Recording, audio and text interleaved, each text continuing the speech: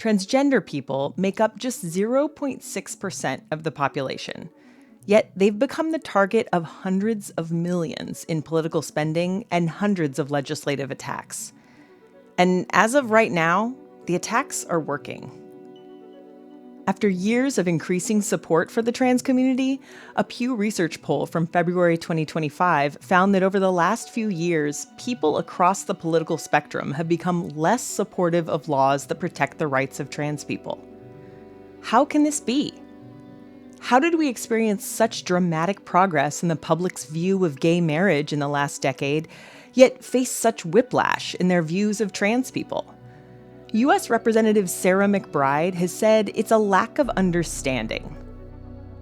Straight people can approximate what it's like to be gay because most know what it's like to love. But cisgender people have no reference point for what it's like to be trans. At least, they think they don't. Their political support was a mile wide and an inch deep, she says. And when these attacks came, that support crumbled like sand. So, let's fix that.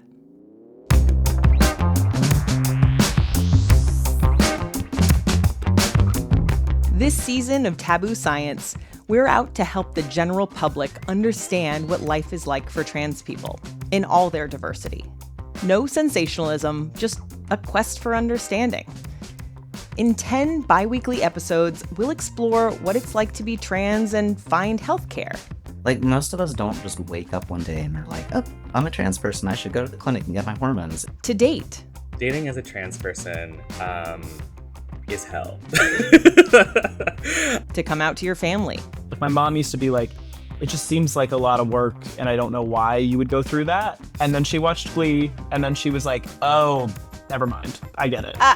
And maybe leave home as a result. Some estimates are that like 40% of all unhoused youth are LGBTQ. We'll hear from the experts who study this stuff. Humans are much more similar than different, but we've been trained to think of sex and gender as so extremely binary.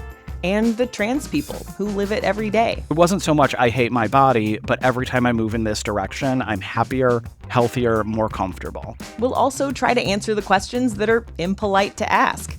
I mean, why are people trans in the first place? What happens when you take hormones?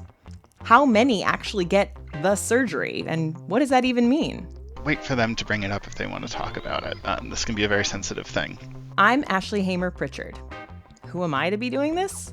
Why is a cisgender, heterosexual, white married mom who has never questioned her gender making herself the expert on the transgender experience? Well, first, I'm not the expert. I'm learning alongside you. But I am a science writer who spent a decade breaking down complex research for Discovery, SciShow, Veritasium, Live Science, and others. But more importantly, trans people are tired of explaining themselves. If us cis people want to be allies, we need to do the work of understanding this community better. That's what I'm trying to help us do. Even if my only coming out story was admitting I prefer light mode. Taboo Science Trans 101 debuts on October 2nd. Subscribe and follow to get the first episode when it drops. Catch you then. I won't tell anyone.